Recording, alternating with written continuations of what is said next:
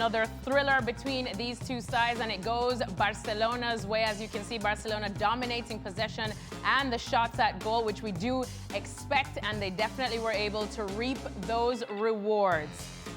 So let's see how this affects the La Liga standings now. That puts Barcelona back to the top of the table, level on points with Real Madrid. As for Atletico de Madrid, they're 4 points behind both of them. Let's go to Dan and the boys, pitch side. It has been then for Atletico Madrid. As 7 days go, it doesn't get much worse, does it? No, I guess no. And we were talking about it in the pre-show, that the mentality, how do you approach during the game what was going to happen. But if you go to score 2 goals and you feel that you can win the game, you need to seal that victory. It was so important to get these 3 points, and in the end, I think that mentality is the one that, Atletico Madrid suffered during the past 10 days. What a second half, Sid. It's extraordinary, wasn't it? Because the first half wasn't that great. The second half was fantastically exciting. And that Atletico Madrid sort of mindset thing as well. Sometimes we look at the results as a consequence of the mindset, but sometimes the mindset comes as a consequence of the result. Because really and truly, at 2-0 up, even when Barcelona make it 2-1, it's not like you look at this and say this is an emotional collapse. It may well be that the emotional problem comes after the result because of the way it slipped away from them. I tell you what, Mario, come here a minute. Come here for 2 seconds. Mario bleeds Atletico Madrid. Oh, he's plugged in. He's plugged in. He's connected. He can't release his cable. I just wanted to say how rubbish he was struggling. He was struggling. He's crying. He's crying off grammar. But this was set up for Atletico. 2-0 up. You thought great character. Barcelona nowhere near at their best. Yet in the end, it's Barca who go through. What changed? What was the difference? Yeah, and it was the perfect scenario. You want Barcelona to come up, to come out. You use it. You've done it. You wait for those moments. You make the transition. You score the 2 goals. So now is the moment to get solid, to get stronger, to get competent. Don't forget to mark the players. And suddenly, we saw a big reaction from Barcelona. Straight away, they scored the goal right after the second one. Yeah. Meanwhile, everyone was complaining about that possible of handball or everything, and the reaction from straight away. And we saw a totally different Barcelona, more active, more aggressive, going for the ball. And well, we could see that at some point, Atletico Madrid could suffer or struggle to concede it. But I saw an Atletico Madrid that surprised me a lot. I think that the fear of losing this game is the one who cost us today the 3 points. There was a stage where we were chatting, Sid, and we said, Barca's going to win this. Yes. Yeah, and it wasn't at 4-2, by the way. No, it wasn't at 4-2, and even I think it might even have still been at 2-1, not even 2-2, because it felt like the momentum was building. And once Atletico scored the second, you thought that's it, it's done. They as Luis says, they played that second goal so well on the break, and you think it's done now. But Barcelona became hyperactive. Yeah. They were appearing all over the place. And actually, off air, because we were sitting behind the goal, Luis's analysis of what happened in the Ferran Torres goal, when he comes in, we're just talking off air, watching it, he comes in off the left, no one quite sees him, he sort of, it's almost like he sneaks into the penalty area. Yeah. And then, of course, that ball from Rafinha, which set it up. Yeah. Like, no, look, it's incredible. No, it's fantastic. And again, this is a Barcelona that doesn't stop at any time. I mean, we were talking with Mario, why is happening? Listen, Barcelona doesn't care if they're winning 1-0, 2-0, or they are down on the score. They just continue play the same thing. And sometimes you can suffer or concede quite a few options. We saw in the Copa del Rey, the 4-4. Yeah.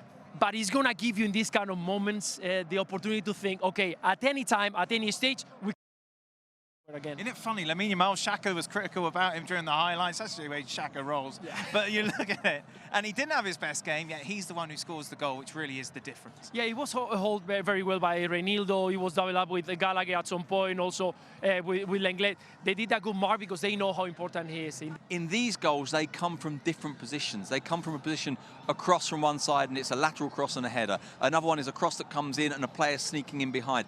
The other is a shot from the edge there. These are not the kind of goals that actually, over the course of this season, Barcelona have been scoring. What does this mean for Atleti between now and the end of the season? You're still in the Copa del Rey, obviously. You've got the international break. But that dressing room must just be so deflated given what's gone on over the last few days. Yeah, for sure. It must be very disappointed.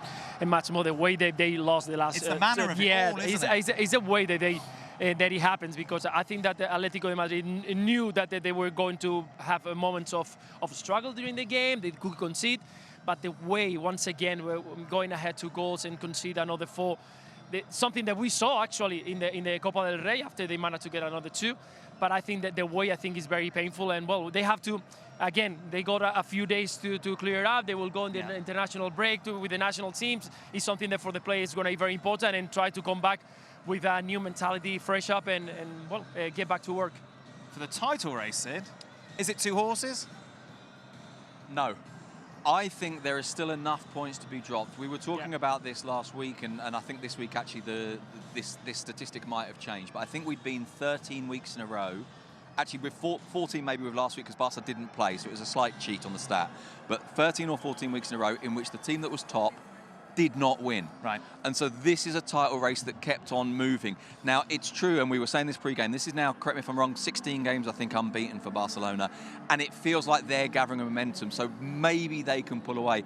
Atletico, that's the big mental thing, I suppose, for Atletico Madrid now, is to convince themselves that it's not a 2-horse race, to convince themselves that they're still in it, to not allow any silly points to drop, to believe that Madrid and Barcelona at some point will drop sufficient points for them to have at least half a chance of getting back into it. The reason we're filling quite a bit at the moment, we're just waiting to see whether or not we're going to have a player come over from Barcelona, so you can have more of us. How very fortunate of you all.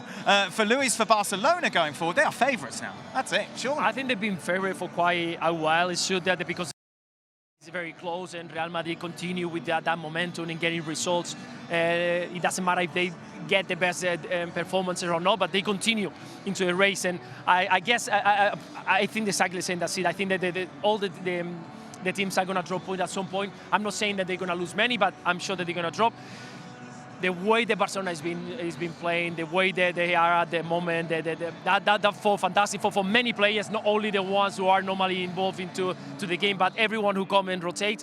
I think that definitely they have to be the favourites because they look so strong, and that's a look that is going to go down at all. Who benefits more from the international break?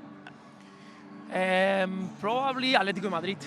Yeah, because it's a very tough moment. It's a time to reflect, to go back and see what is something happening into the last couple of games. Actually, it's been a while, but try to think about something else, something different. I think the players before they told us that they're going to have 2 days off. The whole crew, even the squad, the people is working, because let's not forget they play, I think, in the last 6-7 months, 45 games. That's a lot.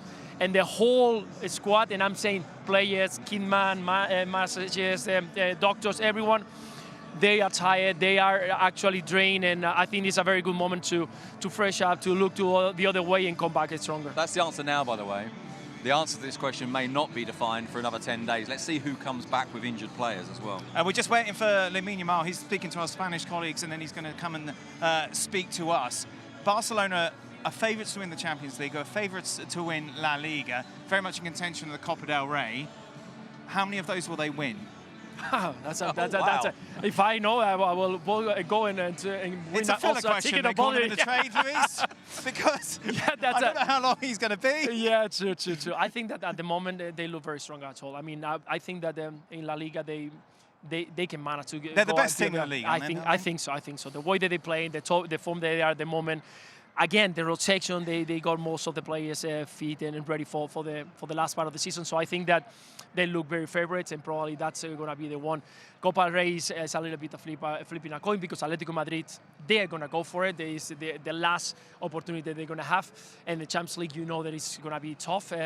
But again, they are there, and they show that it doesn't matter who they got in front, they're going to continue playing the same way. Hello, how are you doing? Muy buenas. ¿Cómo estás? Muchas felicidades. Congratulations. Yo voy a hacer de traductor, ¿eh? O sea que Luis te pregunto y hablo. ¿Qué prefieres, en inglés o en español? Lo hacemos en inglés, ¿no? Bueno, mejor en español. No te vamos a hacer sufrir. Lamine, cuéntanos un poco. Primero, felicidades. Gran partido de todo el equipo. Yo creo que ha sido un gran esfuerzo. Cuéntanos un poco cómo has vivido pues, esa última jugada antes del pitido, cuando has conseguido ese gol, que también tenías ganas, llevabas todo el partido pidiéndola. ¿Cómo lo has vivido, ese tercer gol que se os ponía por delante? Bueno, muy contento lo primero. Al final lo más importante era la victoria del equipo hoy, ponernos líderes. Y bueno, al final he visto espacio ahí, la he pedido con confianza. Yo creo que he tenido 2 en el partido muy claras y no han podido entrar, y está chutado, he probado suerte y pues, muy contento para ayudar al equipo. There'd been 2 chances before that he'd had that wasn't able to take, so on this occasion wanted to take it on with confidence, and it was obviously really important because of the victory that it gives Barcelona tonight. ¿Qué tan importante es esta victoria como para vosotros con este equipo que ha sido duro? Sabéis que os tenéis que enfrentar luego en Copa del Rey, pero ¿qué tan importante era para seguir adelante en esta competición tan importante? Bueno, era todo. Al final irse al parón de selecciones con victoria y líderes, con un partido menos, era mucha confianza para el equipo, volver con confianza, con tranquilidad, la verdad. Sacamos más distancia a los dos rivales que teníamos atrás y muy contentos todos. Really important to go into the international break with a lead, and not just a lead but a game in hand, so that gives you the confidence to come back and press on from there and to widen that gap with the other two teams in the title race. He visto que en la primera parte no conseguíais, me comentabas sobre conseguir, has tenido un par de ocasiones, pero no acababais. ¿Qué es lo que os estaba faltando para llegar a romper esa defensa que la verdad que el Atlético de Madrid lo ha hecho muy bien? Yo creo que intensidad, yo creo que era intensidad, ir a por ellos de verdad, no estábamos yendo a por el partido, estábamos yendo a ver qué pasaba. Y hasta que no nos han marcado 2 goles no nos hemos espabilado y eso no puede pasar, la verdad, es algo que tenemos que mejorar, ya nos pasó en Copa del Rey. Y bueno, al final mejorar esos pequeños detalles y yo creo que así seremos un equipo perfecto. Luis had asked them what was missing in the first half when Barcelona weren't finding a way through, and the answer is that this was a team that was kind of waiting to see what happened rather than a team that took the initiative, rather than a team that really went for it. And it wasn't until Atletico Madrid scored the second goal that Barcelona really stepped forward and really pulled their socks up. And actually that can't happen again. That shouldn't happen again. Fantástico, pues muchísimas gracias por este tiempo. Muchísima suerte ahora con el equipo nacional, o sea que disfruten mucho y todo lo mejor. Gracias. Gracias, Lamin. Ciao. I think we'll all agree, some of my best work. Thank you very much. Well done, Dan. Fantastic job. Alexis, back to you.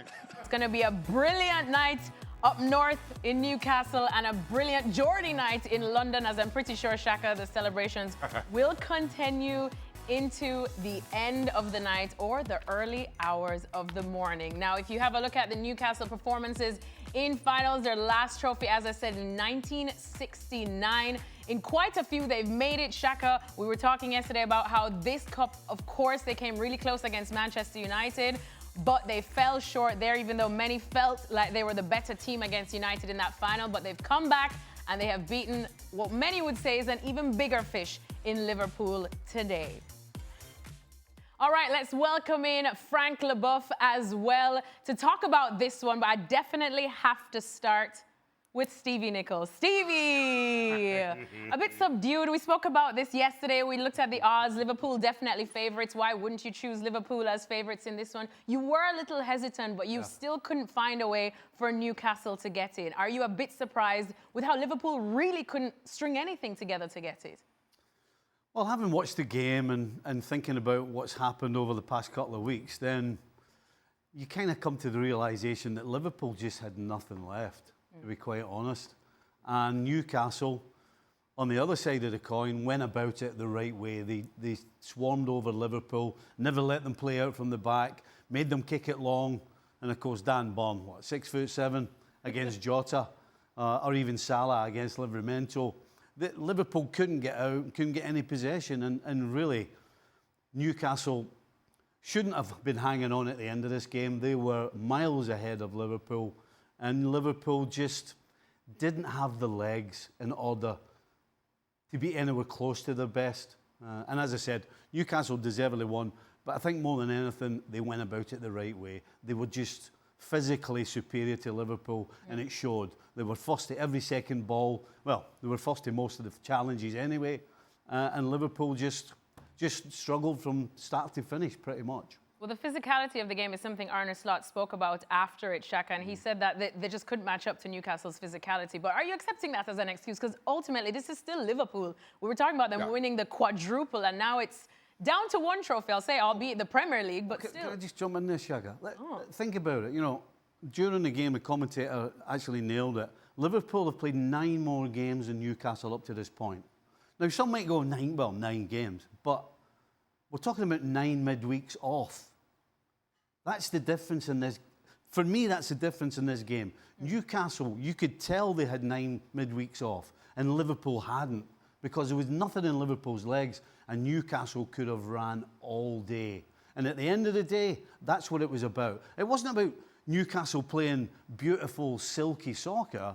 Newcastle went about it the right way, and that physicality that they had, that Liverpool didn't possess at this stage of the season, is ultimately the biggest difference in the two sides. I thought Stevie's been subscribing to the Real Madrid school of excuses. I absolutely get it, and you're right. Nine midweek games more than the opponent is telling. I think most importantly, the last two midweek games against PSG certainly proved to be the difference. I don't think anybody would argue, and certainly you just have to look at the league table to understand that Liverpool are the best team in English football, certainly have been during the course of this season.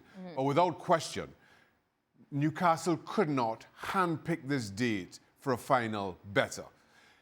Given what you saw over the last couple of weeks in the Champions League with PSG, just kind of given some of Liverpool's own loss of momentum, and I don't think Liverpool over the last 2 months have been anywhere near as good as you saw from Liverpool, certainly in the first half of the season. Newcastle recognised that. And I think the biggest current concern for Newcastle is that nearly 60-year wait. How much of that pressure would this group of players feel on their shoulders? The truth is, this is just about the same team that lost the final 2 years ago. They have that experience. They're better for it. They recognize the moment, most the point, the moment around Liverpool and what it means for them, what it means to them. Because while you could talk about the pressure that Newcastle were under, not lifting a title in so long, if at the start of the season you told Liverpool one of the titles that were the four that you're competing for, you have to do without, nobody really cares about the Carabao Cup for them. Yeah. Well, it means an awful lot, and the scenes at the end kind of showed exactly how much it meant for Newcastle. So there's a lot at play, a lot at stake for both these teams. And I thought you saw that during the course of the 90 minutes. Now, while we can look at all sorts of different scenarios and who played more games, etc., I don't think there's anybody that will challenge the better team on the day one. Newcastle were the better of the two teams, and they won the game, despite how nervous it was in those closing few minutes. Well, similarly to Atletico Madrid that we've been talking about, it's been a tough week for them, of course, how they got out in the Champions League. Liverpool as well got out of the Champions League. Luis Garcia had told us a few days ago he wasn't sure how Atleti would have been up mentally to the challenge that Barca would have posed today. Stevie, do you see that Liverpool probably mentally also were kind of having that hangover from how they were dumped out of the Champions League? I'm really not so sure. I think obviously having a tough week and losing the way they did to PSG is hard on you mentally, but I think overwhelmingly the problem was what was lacking in Liverpool's legs. You can look at this game and people will say, well, did they go about it the right way? Did Slot pick the right team? Quite frankly, sometimes there's just not an answer. Sometimes you're in a place where, regardless of what choice your team is, regardless of the way you want to play, the opposition are better than you because of circumstances. And this circumstance was absolutely as good as Newcastle played at times. The circumstance around this game was more about who had what in the legs. And so for Arne Slot, I don't think he can look at himself and say he's gotten anything wrong. The circumstance dictated that Liverpool didn't have it in the legs, Newcastle did, and Newcastle 100% took advantage of it and thoroughly deserved to win. One interesting thing in talking about what people have in their legs. Now, an interesting stat about Mo Salah is that he had 0 attempted shots and created 0 chances in this final. That's the first time in his career at Liverpool whenever he's played 90-plus minutes. Shaka, does that surprise you? Yes, because it's Mo Salah we're talking about. Yep. And regardless of what kind of moment Mo Salah is in, it's Mo Salah we're talking about. And so ordinarily has he beating of whoever he's up against. Even in the days that he doesn't, even in the days that Mo Salah just can't seem to get into the game, he just has this one moment where he just drops inside on that left foot and puts a top corner, and you just say, this is just the most Mo Salah thing you've ever seen. But that was not an option for him. Up against Livramento, young left back for Newcastle United, who I thought did a wonderful job up against him, given everything about the game, about the circumstance, about the emotion. Young players coming into that. It's not that easy to handle. And while some could say, well, yeah, the naivety of youth, and I also get that, this is a big moment for the young player against somebody he knows so much about, because it's Mo Salah, and did as good a job as could be expected. The stats kind of bear that out. Shaka, what do you think about that Salah stat? He's Steve. I'm Shaka. Stevie. Yeah, yeah. I mean, listen, when you're playing in a side that's struggling the way Liverpool did today, the people who are going to struggle the most to make an impact are going to be your forward players, and particularly Mo Salah. Didn't get the ball as often as he's used to, and then when he did, as Shaka's rightly said, Livramento did a fantastic job on him. When he did get it, he closed him quickly. When he didn't make a challenge, he brought him into traffic. I mean, defensively, Newcastle were so solid and sound today. It was a surprise to me that Chiesa got an opportunity. That's how good Newcastle had been. Certainly the two centre-backs today. So, yeah, I'm not surprised. The way the game went, it was always going to be tough for Liverpool's forwards to make any sort of impact on this game. All right, well, let's bring in our Frank Leboeuf right now. Frank, I know you had some issues with some of Arne Slot's comments after the game, especially as it related to the first goal that Liverpool conceded. What was it? Yeah, hi. Firstly, let me say that I'm so happy to see you, Alexi. Oh, thank you. Someone is. And secondly, yes, I was very surprised with this comment, because you know that you play a final against Newcastle. You know that they have very tall players, and Burn is the monster of all of them. You mark those players. You don't play zone against those players. And he said after, well, I never seen somebody heading the ball from so far and scoring. It already happened. I tell you, it already happened. And I played against players, they were capable of doing that. I'm sorry, that's the big mistake. I don't know nowadays why you want to not take responsible the players for the marking of the others, but it's what it is. They play zone, therefore nobody knows what he has to do except take care of his area, let's say, but everybody can come into, and you cannot deal with that. And nowadays, you had to mark somebody, and I tell you, if the guy was scoring a goal, the coach would have come to me and say, what did you do? Because it's impossible. If you mark him, he cannot score. That's what happened. And I'm very, concerned about his philosophy of football in a way that to play against Burn, you have to mark him. You have no other choices. And it's been proven. He played the percentage game. That's what Slot did. The percentage game is, I'm not going to change what we've done all season for one guy. And I'll play the percentage game that you generally don't see somebody scoring a header so cleanly, so powerfully from that far out. And that was the gamble that Slot decided to take. And it hasn't paid off. I guess the question now is, in the future, will he change it when you're playing against somebody, or the opposition has somebody with that much height and that much power in the air?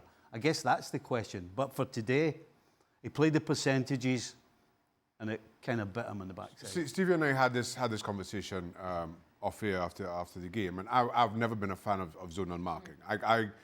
I like to see players take responsibility and own up or live up to that responsibility. Now, while I get Stevie's point, and certainly you can make an argument around zonal marking with the stats, etc. Liverpool had a warning shot of this. Dan Burn came in off a one over the top of McAllister and headed, and Bruno Guimaraes just got a touch on it, and it luckily for Liverpool fell into the arms of Kelleher. So you don't allow him a second run at it. So while we could talk about how far out Dan Burn was and how good a header it was, and whether anybody in history has ever scored a header from 12 yards out or not, he just ran over the top of McAllister.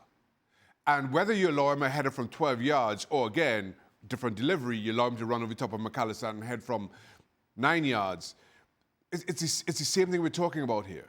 And Liverpool got away with it once. Nobody adjusted on the pitch to it. Nobody sent instructions from off the pitch to adjust to it. And then they pay the price. Now, Slot could frame it as, I've never seen a header as good as that. But Dan Burn running over the top of McAllister was certainly happened previously, and would have happened all day long if Liverpool continued to allow it. Well, a few weeks ago when we were doing our FA Cup coverage for Liverpool's game away at Plymouth, before we knew how that was going to end, Stevie, we were kind of speaking, especially with Dan and everybody, just asking me to ask the fans if they were very confident about Liverpool getting a quadruple, because at that point, it looked like it could have been a quadruple. Now, a few weeks later, oh, how times have changed, Stevie. But they are very much on course for one trophy. And I say one trophy, but it is the trophy that everybody in the UK would want, and that is the Premier League title. But is this one trophy enough, considering how Liverpool started under Arne Slot this season? Well, not only is it enough, it's the trophy that counts the most.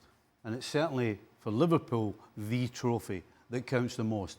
Having won it so many times and then only won it once in the last 30 years, there's no question at the start of the season, the most important tournament for Liverpool to win, even over the Champions League, was the Premier League title. And right now, it's still in their hands. And right now, it would take a calamity for them not to win it. Let's bring in Frank, because I hear him chuckling there, Frank. What's your thoughts on this? Is the Premier League only enough, considering how Liverpool started with Slot? I'm disappointed, I have to say. And it looks like that they lost their mojo since they have 12 points difference between them and Arsenal. And it's like now we get the trophy that we almost, like say, 95% sure that we're going to get it. They're losing all others in all other competitions. That's why maybe we feel like Paris Saint-Germain, the 2 games they should have lost. It's why today we feel that they should have lost. And there is no reason to feel that they're still into the game. They know that they have a big gap and they're very comfortable, I would say, in the Premier League, and they're going to win the Premier League. But it's sad to see and disappointing to see that they couldn't fight. And it's like they got it, they knew that they got it, therefore they let it go for the rest. It's my feeling. It's really, Stevie explained, since the beginning of the season, the biggest trophy is the Premier League. I agree with that, and I'm pleased for the rest that they're going to get it. But it's in a way disappointing that they couldn't fight for another trophy because of the quality that they have. Shaka, do you feel that? Listen, I certainly can't say to a former Liverpool player and Liverpool fan what feels right, what feels enough during the course of a season. But to Stevie's points, given Liverpool's struggles at the league, given how important that will always be to them as a football club, you sympathise. To your point, if 4 weeks ago, right before the Plymouth game, you asked every Liverpool fan, listen, you're only going to win one trophy this season, what would it be? Again, it would always be the Premier League. We've also kind of gotten into this romantic kind of way about us in covering this game, in that everybody's going to do a quadruple all of a sudden. Yep. Come December, whoever sits on top of the Premier League, as long as they're still in the Champions League, or the quadruple is on. And we've seen some incredible teams over the years, whether you want to talk about Manchester United a long time ago, or the Manchester Cities of just a couple of years ago. They weren't able to get that quadruple. So and despite Liverpool's lead at the top of the table, if you're asking me, are this version of Liverpool as good as Manchester City 2 or 3 years ago? I'd say no. And if that version of City couldn't get the quadruple done, what leads me to think, other than just this romantic notion of somebody eventually doing the quadruple, what leads me to think that Liverpool would be the team? Well, I think we definitely have to pay Newcastle their credit as well. We've spoken a lot about what's gone wrong for Liverpool in this game, and we haven't really touched that much on what went right for Newcastle. Yeah. But Shaka, just the significance of this, the last time that Newcastle won a major trophy, whether you want to call the League Cup a major trophy or not, it is silverware. And you were born in the same year the last time they did. We're aging you 56 years ago, Shaka. I'm going to make it sound like that. But how much? 56 years is still young. How much does this mean to Newcastle, to the Geordies, to everything? Well, I will let these stories that come out over the next couple of years, or next couple of days, speak for themselves as to how important this is. To answer your initial question, Alexis, as to what went right, that's a pretty simple answer. Everything for Newcastle on the day. Again, you could not handpick this moment to play Liverpool if you had a crystal ball. That just worked right for Newcastle. And then even so, the suspension of Gordon, He's not included. Harvey Barnes comes in and puts in an incredible shift. You look at how good Newcastle were defensively, the contributions of Burn up at the other end, as we mentioned. Fabian Schär maybe might fly under the radar. Again, outstanding.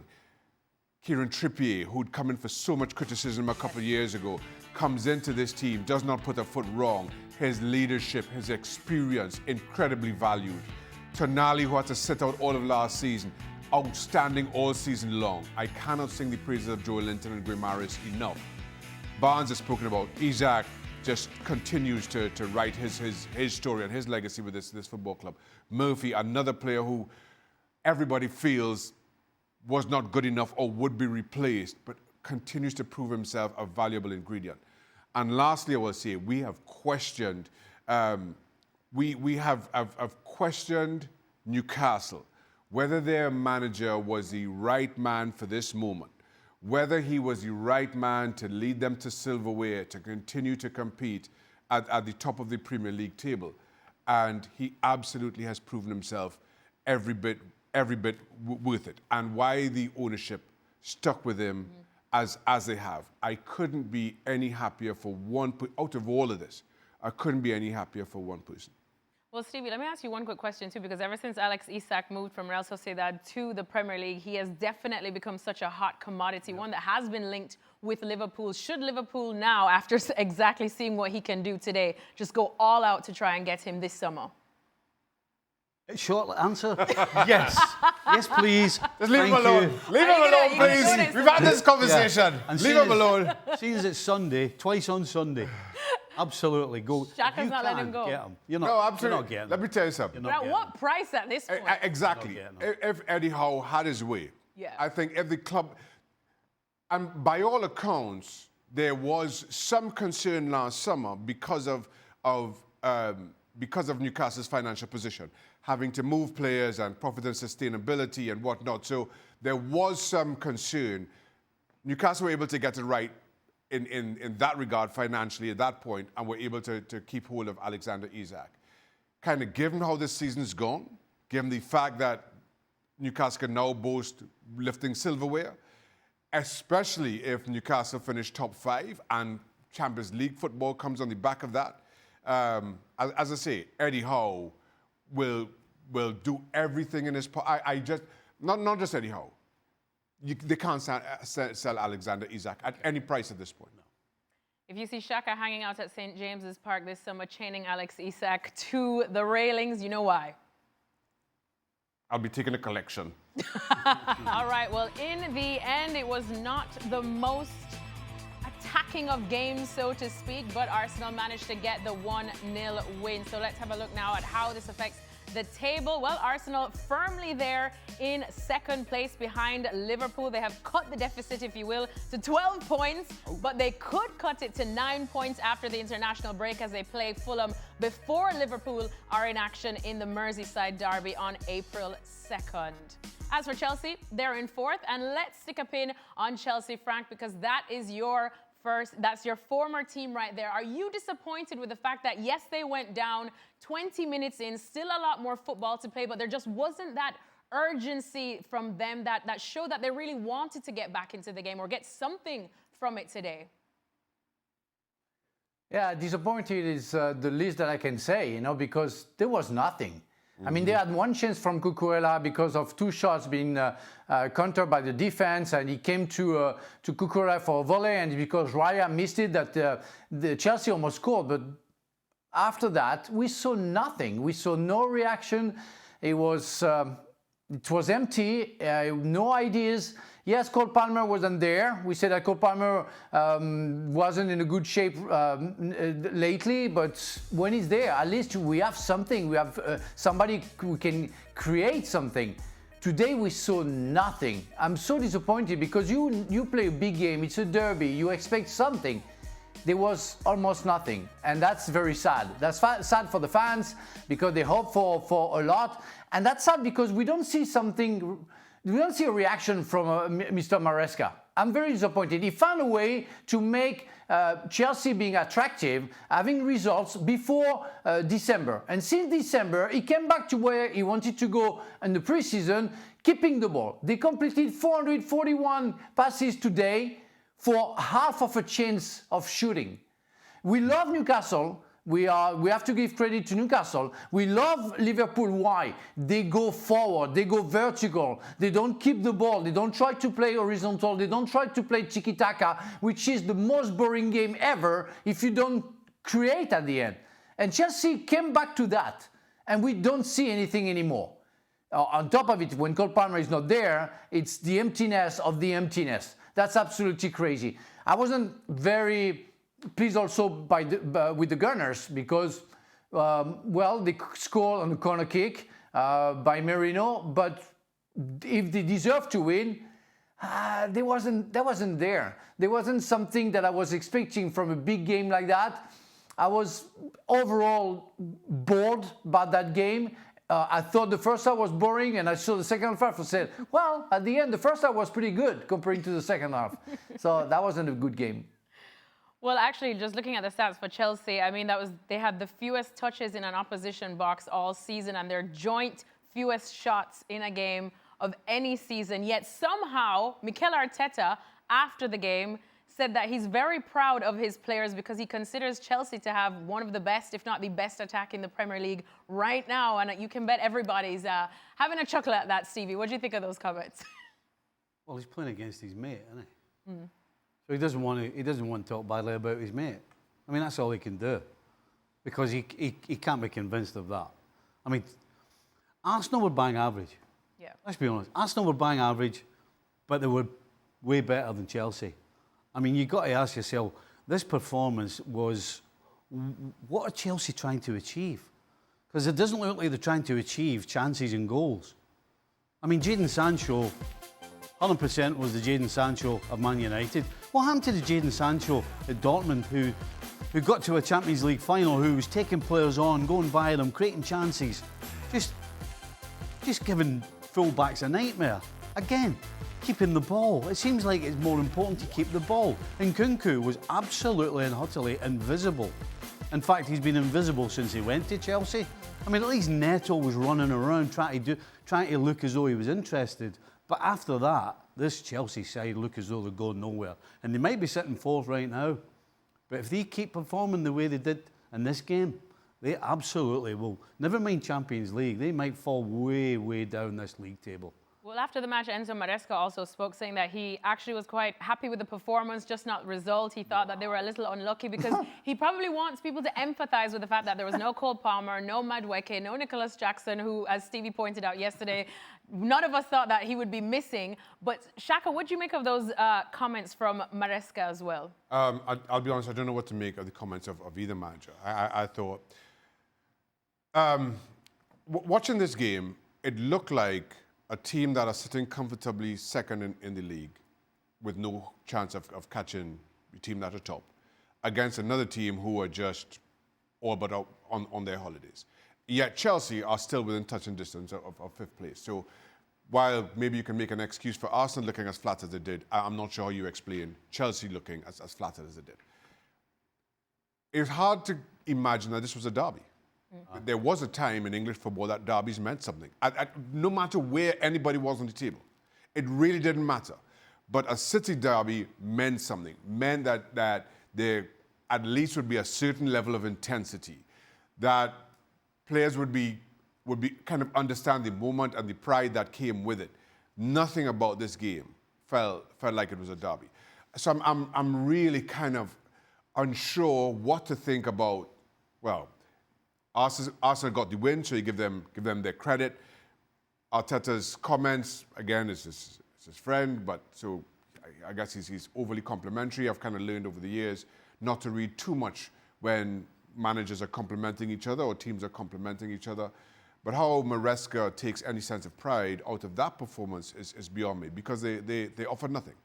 And that's a concern for me, given everything at stake. Again, while you can make the argument for Arsenal because they're comfortable, they're not going to finish top. I certainly don't think they're going to finish third.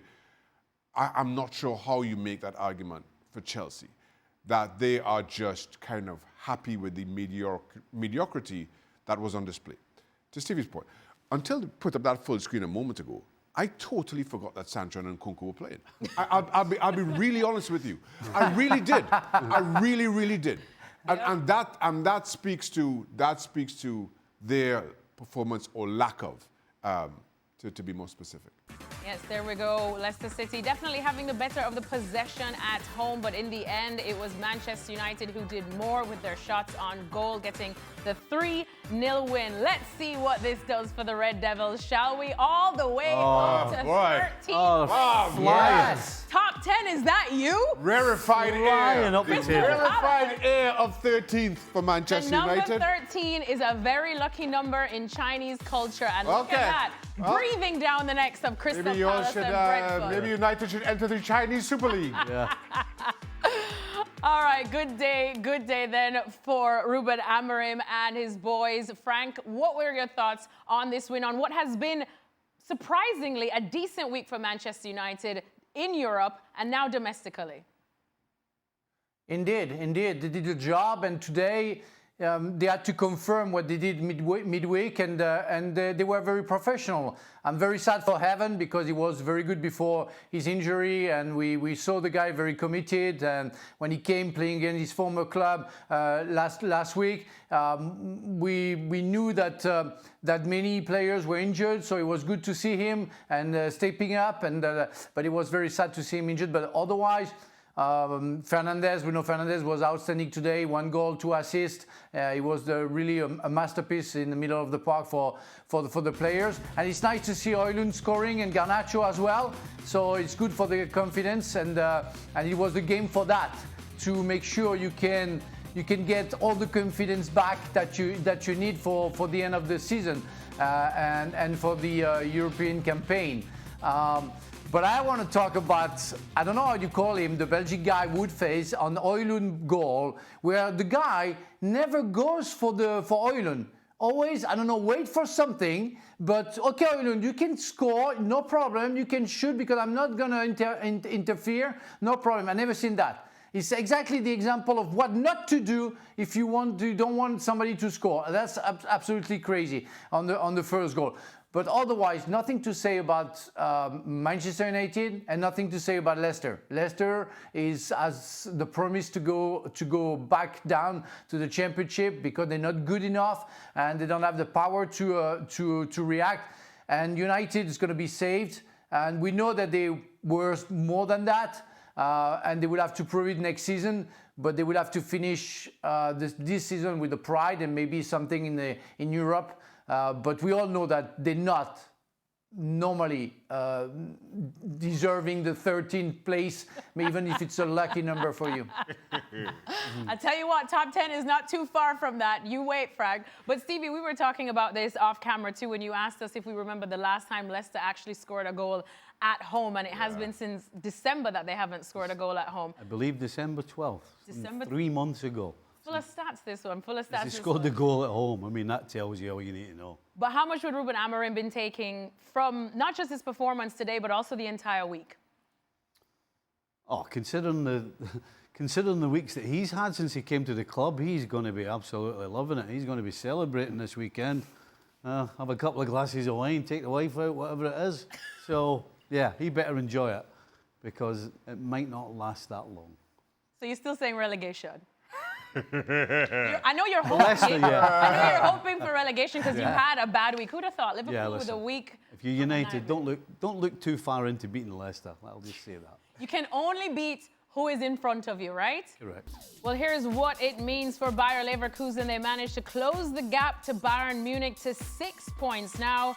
And for more on their crazy win, let's send it back to Kay and Ale.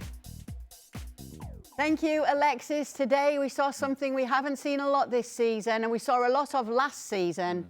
Leverkusen. Oh. Leverkusen were back today. Yeah. Ale, it was great to see. They came back late in this game, and it had shades of everything that we loved about them in the last campaign. Well, it didn't look great at 2-0. No, it did not. It did not look great at 3-1. But we saw the last 30 minutes of Bayer Leverkusen. That is the closest that we have seen from them being back to what they were last season. when they're attacking, dynamic movement. And this is without Florian Wirtz, who's out injured. And they're able to create momentum, chances, opportunities, goals. Patrick Schick scoring big goal. Jeremy Frimpong being productive. Victor Boniface coming off the bench and making a difference. We started seeing things from Leverkusen that, as you say, we haven't seen all that often. We believe it's in there somewhere. They showed it today, and they needed to, because at 2-0 and at 3-1, if you didn't think Bundesliga was over, it was really over. Really, really, really over. They're able to come back to 3-3, and what is important is that they're able to get that fourth goal. Because at 3-3, while it would have been a great comeback, it would have been matching results with Bayern Munich, and that just doesn't help the math at all. This helps the math. It puts them to 6 points. It's still 6 points. Let's not get crazy. Still 6 points, but at the very least, it puts some pressure on Bayern Munich, and it tells Bayer Leverkusen, we're here. We're not going away, Bayern Munich. You're going to have to get results to win this title. Absolutely. And even when we spoke to Patrick Schick after the game, you can hear that they're saying it's 6 points now. They are not ruling themselves out of this just yet. Well, no, you're not going to rule yourself out just yet, but they had ruled themselves out with the performance of the first half.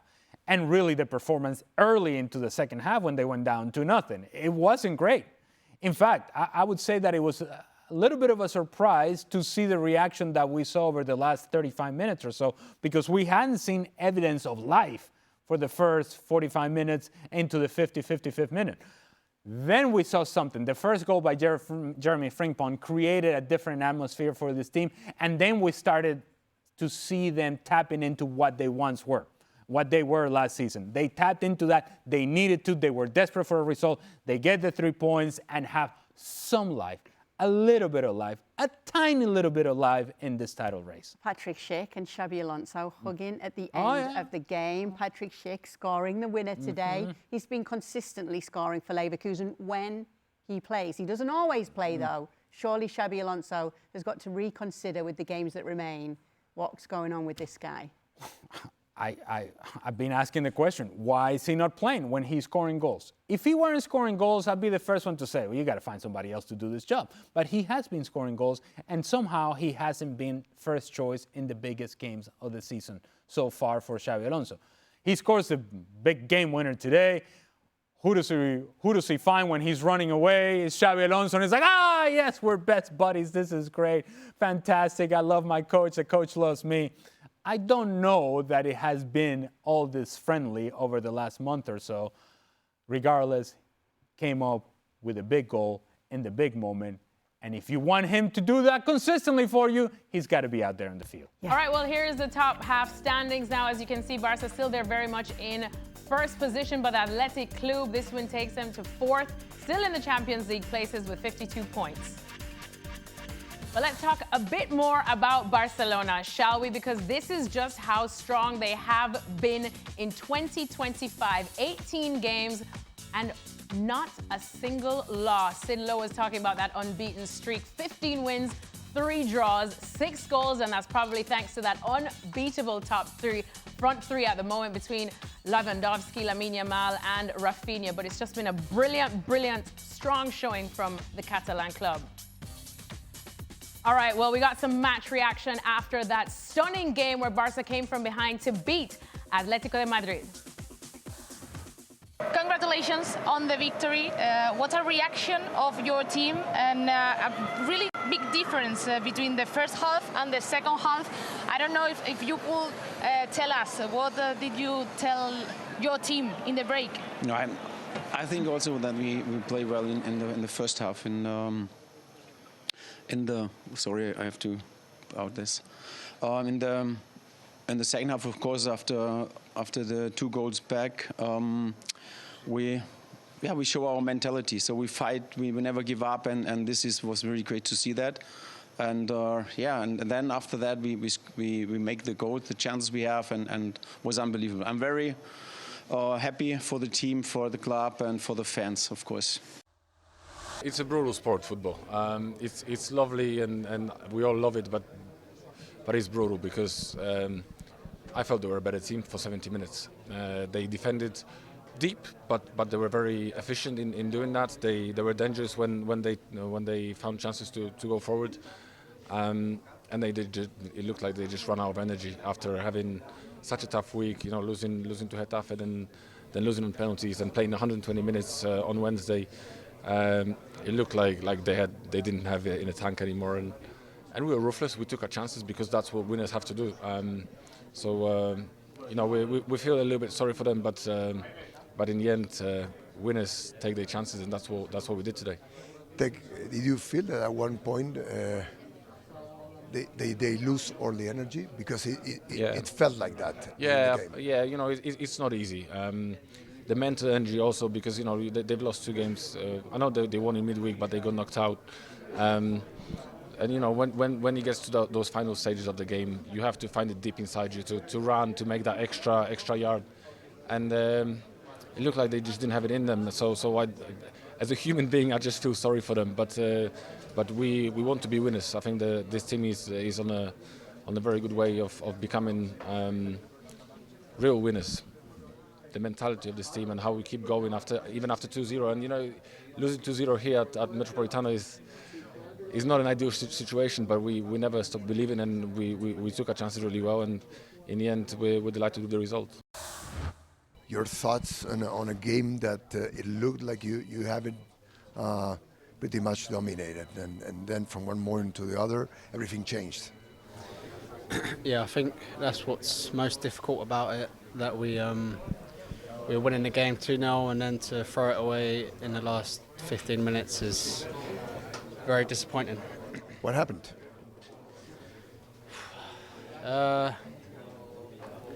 I'm not too sure, to be honest. I think Barcelona obviously are a top team, and they were going to create chances in the last final bit of the game, and we didn't deal with it well enough, and it's our own fault.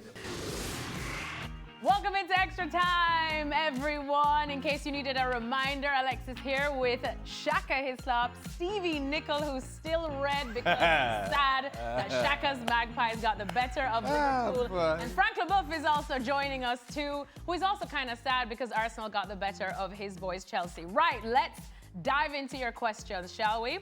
First one, this one's for Shaka. Shaka, as the mayor of Newcastle, what will you be doing to celebrate this joyous occasion? I'll be having a very quiet evening. Will you invite Stevie Nicol? Stevie's always welcome. Though Stevie will be drowned in his sorrows. It works. I'm not sure I'll be much help to Stevie. I'll have a lovely quiet evening. I'll be back here tomorrow. You'll be back here tomorrow? I'll be back here tomorrow. Will you message anyone, any friends from Newcastle to celebrate this? Because in your lifetime, Newcastle have never won a trophy. Why you have to keep reminding me about that? Born in the year 1969. Why you have to keep going back to that? I'm just trying to show the significance of the fact that in your entire lifetime, which is a lot of years on this earth, let me tell you, Newcastle have not seen silverware. Stevie was 8 years old, I believe. Frank, how old were you in 1969? 1. I was 1. Why is that going to be some kind of a benchmark? Just leave my age out of it. Oh, no, I didn't. I didn't message anybody. Well, first of all, I don't know anybody on the team. Currently, yeah. On the current team, I did play it anyhow. But other than that, I'm not going to just message, random teammates because they'd be happy. No. I thought you were feeling joyous. Yeah, but I'm not just gonna message random people. Howie the tune. What's supposed to message former teammates? You have friends in high places. What would say? Well done. They didn't do anything. No, I didn't do anything. But you share in said occasion. By saying what? Hey, the tune. That's all I got. Away the tune. Man. Okay, so Shaka will just be celebrating at home by himself as he No, Shaka celebrates every night. Shaka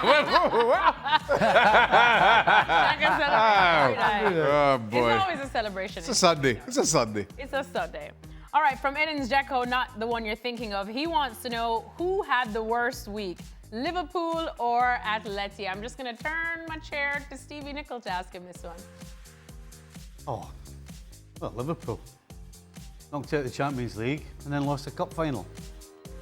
So, unfortunately, Liverpool As bad as Atleti's week was, Liverpool's was worse. And what are you going to do to cushion the blow? A shack is spot on. Drown my sorrows. Cups of tea. I'll definitely get to sleep this evening. Shaka, do you agree? Liverpool? Yeah, I think it's been a worse week for Liverpool because you're losing a cup final. I mean, saying that, you still prefer to be in Liverpool's position than Atleti's, given the fact that they're top of the table. Atleti aren't. Frank, what about you? Yeah, I agree. I mean, we all agreed that Liverpool was the best team in Europe. So being out of the Champions League was already a shocker, and now they lost the League Cup final. Yeah, it's the worst of the worst. And again, as I said during the show, I was expecting much more than, sorry to say, only the Premier League. I know it's huge, and especially for Liverpool fans, which are waiting for that for long, but I was expecting much more from that team. That team was exceptional for like 6-7 months, and now, yeah, it's quite disappointing to not seeing them going a little bit further in the Champions League and winning the League Cup. Stevie, you kind of twitched a little bit there. No, I understand where Frank's coming from. It is disappointing, but you know, I think with the addition of the stupid Club World Cup and all these other tournaments, I don't think there's going to be a team that's going to win the quadruple ever, particularly these days. Too much Because football. there's just too much. There's too much strain on teams, and you know, situations like today where one team clearly is physically stronger than the other, that's what it's coming down to. So I think as the years go by and more games and more tournaments that are added, it's going to be tough for anybody to win triples or quadruples or whatever it is. They're just going to have to build super squads, maybe specialist squads. Cup squads, which But then you have profit and sustainability rules. You can't just do as did. As you'd hope. All right, that's that answer. Let's move on now to Chuck, who wants to know how long before Rasmus Højlund's next goal. By the way, After the international break. By the way, I'm glad we shifted the conversation to Manchester United. Why, Shaka? It's been a jubilant I will ask week. Stevie, how many times today has she said, Alexis is a Manchester United fan, for those who don't know. How many times has she said, we've had a great week in Europe and in the league? Honestly. You beat Real Sociedad and Leicester. Real Sociedad is a top team, I will have you know. They are 12th. It gave Newcastle 12th in La Liga. It gave Newcastle Alex Isak. No, hold on. Alex Sorloth as well at Atletico Madrid. They were in They gave Newcastle Alexander Isak, 2-3 years ago. Sorloth, when was that? Last year? But it's not as if they're a second division team. Wait, stop. I mean, I'm talking about Sociedad. And last I checked, Europe is Europe, right? I asked Stevie a question. talking about How many times have we heard, we've had a great day in Europe and in the league. Great week in Europe and in the league. And I'm like, what am I hearing? But is the win against Leicester not in the league? And was the win against Real Sociedad not in Europe? I must admit, generally, under normal circumstances, I enjoy coming into work and seeing a happy, smiley face. But it's beginning to wear thin. Only my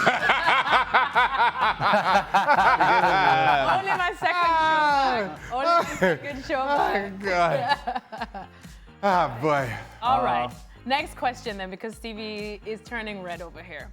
Has Julian Alvarez justified his summer move to Atletico? He's been arguably their most consistent and best player this year. Frank, what do you think? I'm very happy for him. He made the right choice. I mean, it was difficult for him to achieve anything because he was the guy behind Haaland, and it would have been difficult for him to play consistently and work week in, week out to make sure that he can score goals. And what he does for Atletico Madrid is what I see sometimes with him when he was playing for Manchester City, but also with his national team. And he deserved much more than some games with Manchester City. So good choice because he's a great player, he's a good teammate, and he deserves the best. And it's disappointing week, In contrary with Manchester United, it's a difficult week, but he had a very good season. He had a very, very good season. You know, not everybody is cut out to have great weeks in Europe and domestically. You know, it just takes a really strong team to be able to manage all that football. Again. You need a button it now. You need a button it. Oh, boy.